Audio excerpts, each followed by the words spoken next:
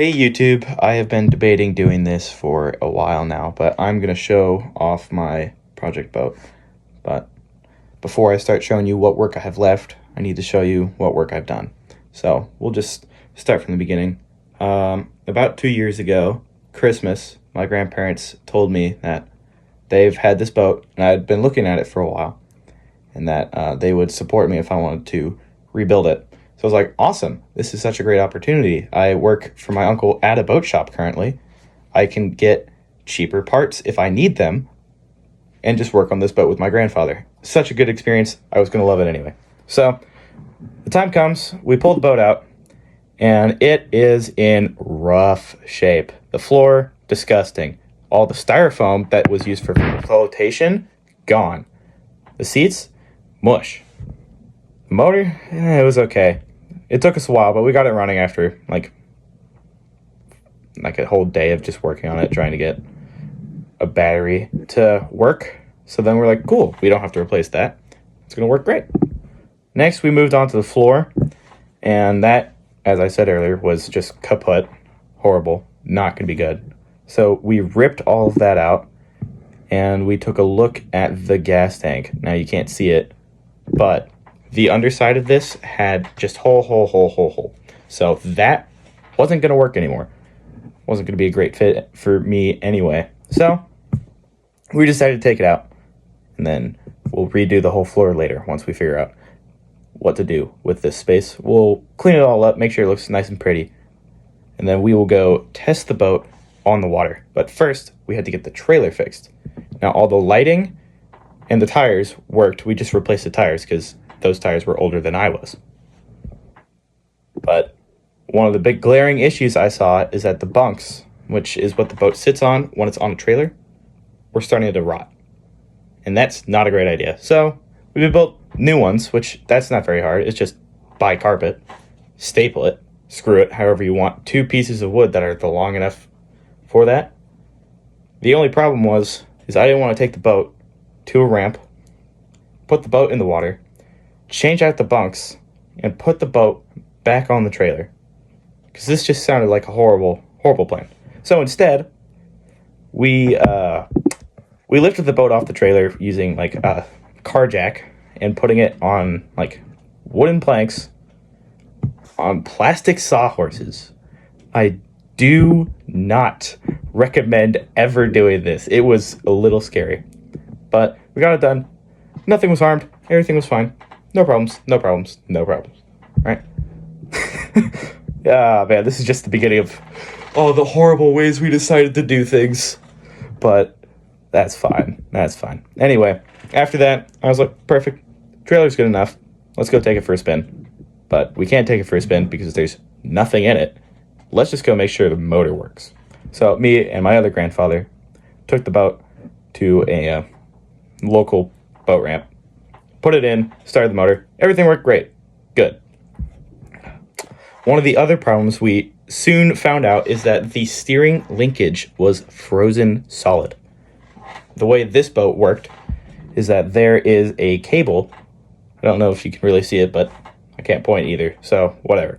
There's a cable that runs from the steering wheel to the outboard, and that cable moves in and out through the outboard to a metal thing that pushes it back and forth to turn the boat. Inside that cavity was just disgusting. So we were like, okay, if we want to clean that, we need to get it out. How are we going to get it out? We're like, okay, well, we need to move it to the side, right? That shouldn't be too hard. This motor shouldn't weigh that much. So me and my grandfather attempted to pick it up. That did not work. This motor weighs like 300 pounds, and neither of us were like, we can't do this. We also thought, okay, well, let's get a crane. We're not going to buy a motor jack.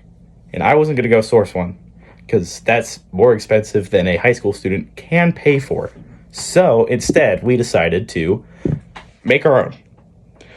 We took an extension ladder and an old trailer winch and lifted it up, moved it over, dropped the motor down, picked the ladder back up, shuffled it over, and repeated that process until the steering cable came out and we could work on it. I had to go home. My grandfather ended up doing that, fixing it up. Just part of a running joke we have is that we call like our like service redneck rigging.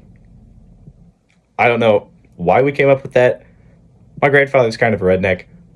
It's fine. Don't worry about it. But it's just we made some decisions that I would make again in a heartbeat just because it was just fun. Right? No harm, no foul.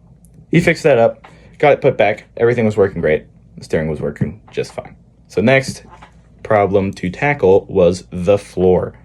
But before we put the floor in, I needed new flotation foam because if you don't remember earlier, when I said the flotation foam sucked, I mean it's like styrofoam. That was just shoved in there in squares. And I guess a rat got in there and ate it. So it was all chewed up. It's garbage. It went out when I cleaned the bottom of the boat. So it was time to go fill it up with this stuff I found online that sticks to whatever is poured on and builds up. So I cut off sections, filled up the sections with this foam, only a little bit because I only had a few. And then that was it for a while. I put the boat back in the little carport we had, put tarps over it, and just let it hunker down for a bit. It was too cold. This was a year into the project, so I didn't really have like the means to continue working.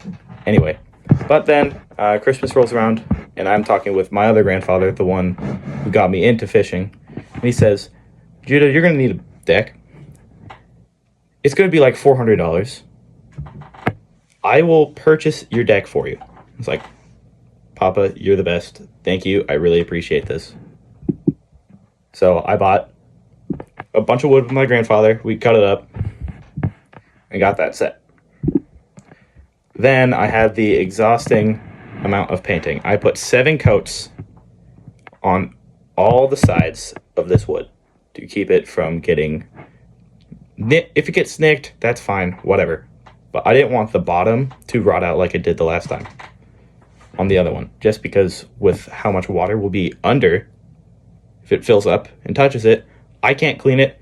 I don't want to take the deck out unless I need to replace it, right? So painted both sides, 7 coats. Very, very, very annoying, but whatever, we got it done. It took 3 days, but that's fine. It took 24 hours to cure, so I had to wait 24 hours for it to set. Then put in the new deck, put in chairs as well at the same time. I really like these chairs. They're really comfortable, but yeah, a little cheap. That's fine though. I just wish I bought like smaller mounts, but we have what we have and we're going to work with it. Put in the whole deck. Looks great. I'm loving it. And then I'm like, there's this hole from beforehand. Let's put a hatch there where the old fuel tank went. And we'll take the old fuel tank, we'll cut open the top, fiberglass the inside, and that's a fish hold where I throw all my fish, random supplies I don't need for like any other journey I have. Perfect. I hadn't built it yet, which I was like, that's fine. I can just look in here. If there's water, there's water. I take it out. Perfect. Easy. Nice extra storage space. So then I put on the old downriggers, all the old stuff I needed. Took off the electronics because I couldn't install them yet. I couldn't get them working. I don't know why. And then I was like, well, it's June, July now. And this is when I normally go fishing. My boat's ready, running. Let's go take it out. Let's go. Let's go do this. So then, pull out the boat, take it out with a friend, and man, that was so cool to be able to see my boat going in the water for the first time. Like, I have been fishing out of Edmonds for like 5 years now with my grandfather, and I have seen his boat get picked up off the slings and taken and put in the water. It was different knowing that this is all I've put my work in. I've rebuilt this completely. I'm about to go fishing in it for the first time. This was a huge moment for me. and just everything I'd worked for was finally coming out. And I'm happy my friend Ryan got to experience this with me. Plus, our first or second time out, I can't remember, we had some problems one of the times where my carburetor wasn't tuned properly, and I didn't know at the time, but I couldn't idle. It would just die because the air-fuel mixture was just horribly off. I didn't know anything about carburetors until like 3 days later when I rebuilt it. I was like, great, well, now I know, but it's a little too late. I could have been fishing, but whatever. Then I started getting dialed in, caught my fish. I was like, perfect. That's awesome. First fish on my boat.